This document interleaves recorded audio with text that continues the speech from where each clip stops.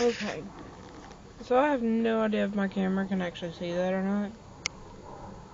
But do you see those idiots back there? In the ditch with the truck. Do you know what they're doing? They are trying to get a nearly 1,000-pound engine off of the back of a truck with their hands. Yeah. If that ain't redneck, I don't know what is. I mean, come on, dude. This is not how it's supposed to work. And I don't know if you can see that or not. But I'm amused anyway.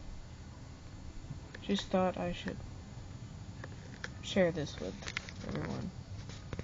Because this is fucked up.